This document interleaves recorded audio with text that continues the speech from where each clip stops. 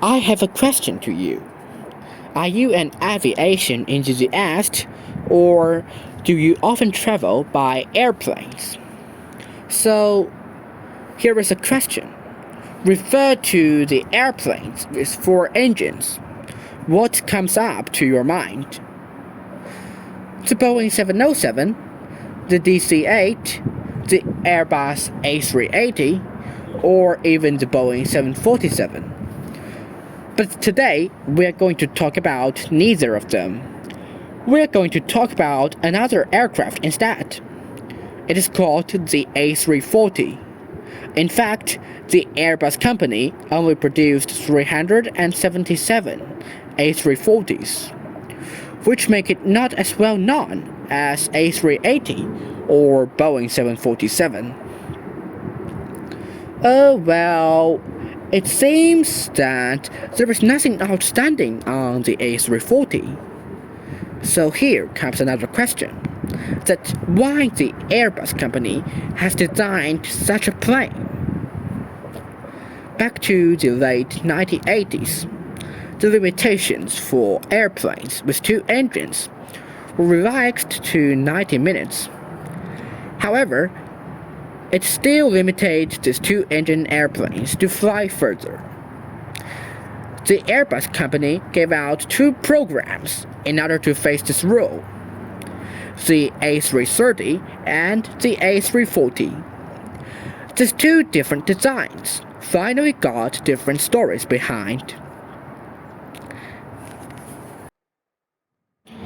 In Airbus conceptions, the A340 will use four superfan engines from International Aerial Engines Company as its motivation. So, will the result be as pretty as Airbus wondered? The answer is definitely not. Just like an old saying goes, the ideal of fullness is often accompanied by a skinny reality. At that time, the IAE company gave up their engine project, which caused the lack of the engines of A340. In desperation, Airbus chose CFM56 instead, which is widely used on airplanes like the Airbus A320 and the Boeing 737.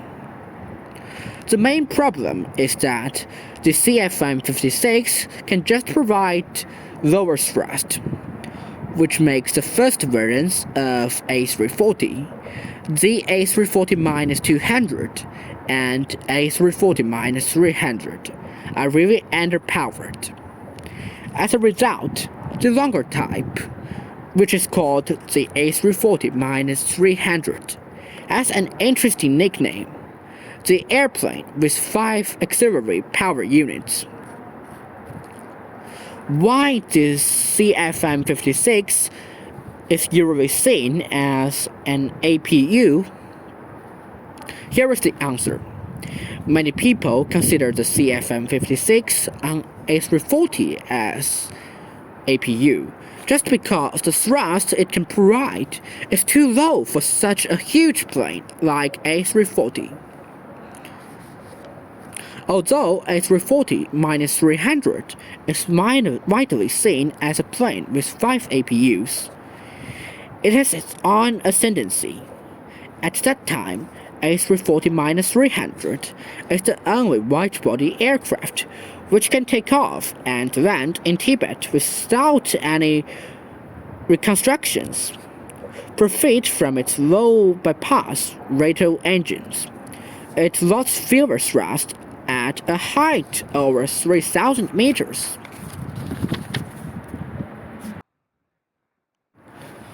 Then, let's go over some technical specifications of A340-200 and A340-300. The A340-200 is 59.39 meters long, which is the shortest member in the A340 family. The width of its body is 5.64 meters, which is much thinner than many other wide-body aircrafts. and it has a wingspan at 60.3 meters. It can carry about 240 people, similar as Boeing 767-300. So, how about the A340-300? Well, it is just 4.3 meters longer than the A340-200. And it is another reason why A340-300 seems so hard to take off. So, what's the price? The lower rate of climb and lower flying speed, of course. That's some disadvantages of A340-300. Then, later, in 2002, Airbus launched the new version of A340, the A340-500 and A340-600, with 4 Trent 556 engines, which provide air thrust, and Airbus stretched the fuselage again up to 67.93 meters for A340-500. What's more, they made the wingspan even wider, 3.50 meters wider than A340-300. Nevertheless, Airbus put an extra fuel tank into A340-500 to make it fly further. It has a maximum range of over 16,000 kilometers, which has the longest voyage until 2006. The Boeing 777-200LR was born. The another model of A340 is A340-600, which is extremely long, nearly 10 meters longer than A340-500. The accurate range of A340-600 is 75.36 meters, which became the longest airliner at the time. A few years later, Boeing launched their new variant of 747, the 747-8, 1 meter longer than A340-600. However, the Boeing 747 is much wider, and with the width of about 5.64 meters, which means Airbus A340-600 seems so slim that it looks just like a baguette. It seems that A340 is a brilliant airliner, right? With the furthest voyage, the longest body.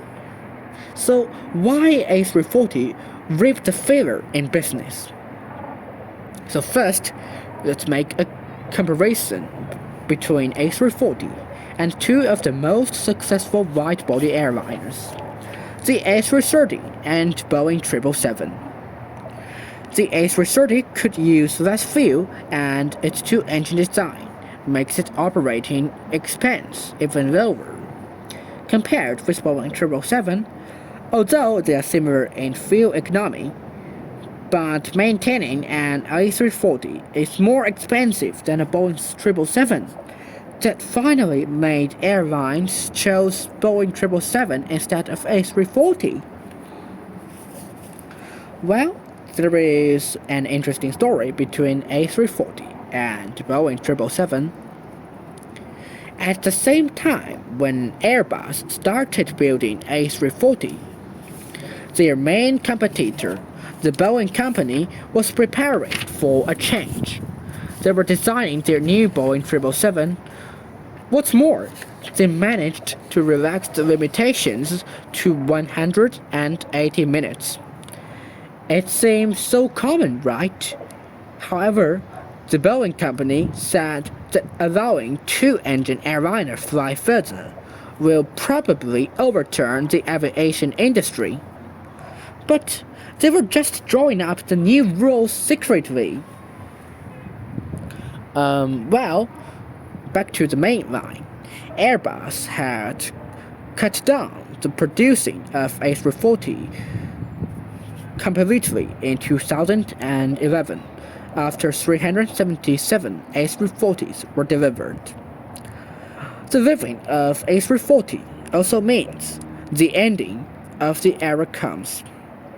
These airliners with 4 engines will finally step down the stage of aviation.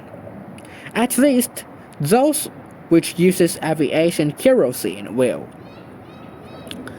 Perhaps in the new energy era, airliners as A340 will come back and welcome their glory again. But who knows?